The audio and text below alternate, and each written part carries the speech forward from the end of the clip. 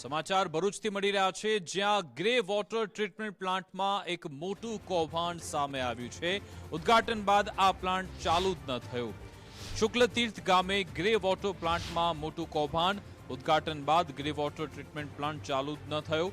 પ્લાન્ટના મીટરમાંથી સ્મશાનમાં વીજ કનેક્શન આપી કૌભાંડ થયું। શુક્લતીર્થ ગ્રામ પંચાયતની કરોડોની આવક સામે સુવિધાનો અભાવ છે। 2.85 કરોડથી વધુના ખર્ચે ગ્રે વોટર ટ્રીટમેન્ટ પ્લાન્ટ તૈયાર થયો હતો। રોજનું 7 લાખ લીટર પાણી શુદ્ધ કરવાનો દાવો હતો। ઓગસ્ટ 2023માં અધિકારીઓએ પ્લાન્ટનું ઉદ્ઘાટન કર્યું હતું। રિયાલિટી ચેકિંગમાં વોટર ટ્રીટમેન્ટ પ્લાન્ટ ખંડેર અવસ્થામાં જોવા મળ્યો। પ્લાન્ટ ચાલુ બતાવતા બાજુમાં સ્મશાનમાં વીજ કનેક્શન અપાયા। પ્લાન્ટ બંધ હોવાથી વાતથી સરપંચ પણ અજાણ હોવાનો દાવો છે। ગામમાં ગ્રે વોટર ટ્રીટમેન્ટનો પ્લાન્ટ બંધ છે। 5 વર્ષના સુધી એ લોકોએ ચલાવવાનું હોય છે। એમને વારંવાર રજૂઆત કરતા હજુ આવેલ નથી। એમની મોટરો ફસાઈ ગયેલ છે અને મોટર બળી ગયેલી છે, હજી રિપેરિંગ કરેલ નથી। એટલે તટવડે ચાલુ થાય એવી પાણી પુરવઠાવાળા સાહેબોને નમ્ર વિનંતી। તળાવનું પાણી નથી, આ જે લાઈનો છે ગામની ગટરોની એ લાઈનો જોડેલી છે। ભરૂચ જિલ્લો વિકાસથી ખાસ કરીને વાત કરવામાં આવે તો ભરૂચનો પૂર્વ પટ્ટી વિસ્તાર નવું ભરૂચ બની રહ્યું છે, પરંતુ નવું ભરૂચની અંદર પણ વિકાસ કેવો છે તે હું તમને બતાવીશ। ખાસ કરીને વાત કરવામાં આવે તો શુક્લતીર્થનું ગામ બહુ મહત્વનું ગામ માનવામાં આવે છે, કારણ કે અહીંયા કાર્તિકી પૂર્ણિમાનો મેળો ભરાતો હોય છે અને મેળાના અંદર પણ મોટા પ્રમાણમાં શુક્લતીર્થ ગ્રામ પંચાયતની તિજોરીને આવક થતી હોય છે।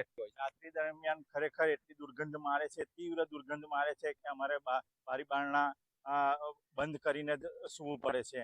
વધુમાં કે જ્યારે 2023માં નર્મદાનું પૂર આવેલું હતું ત્યારે પણ 1 માસ સુધી તે દુર્ગંધ અમને ઘરમાં સ્થાપિત થયેલી હતી। હા, આગળ પણ એક મગર નીકળ્યો હતો અને બીજો મગર પણ જ્યારે પૂરના પાણી આવેલા એ વખતે બહાર નીકળી ગયો હતો અને એ ગામમાં પ્રવેશેલો હતો મગર। શુક્લતીર્થ ગ્રામ પંચાયતની આવક કેટલી, વાર્ષિક આવક કેટલી હશે?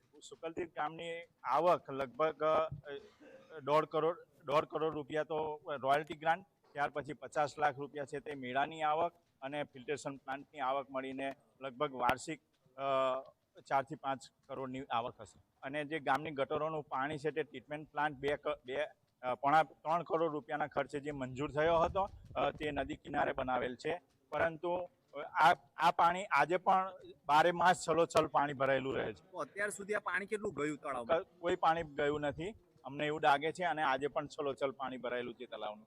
તમે એવું માનો છો કે ટ્રીટમેન્ટ પ્લાન્ટ નિષ્ફળ ગયો છે? હા, નિષ્ફળ ગયો છે, બિલકુલ ગઈ છે। અને ખાસ કરીને આ તળાવનું જે પાણી છે તેને ટ્રીટમેન્ટ કરીને જે પહોંચાડવાનું હોય છે તે ન જોતું હોય, જેના કારણે કરોડોનો પ્લાન્ટ નિષ્ફળ ગયો હોય તેવું પ્રથમ દ્રષ્ટિએ તો દેખાઈ રહ્યું છે। મનોજ ખંભાતા સાથે દિનેશ પપ્પાણા, ગુજરાત ફર્સ્ટ, ભરૂચ।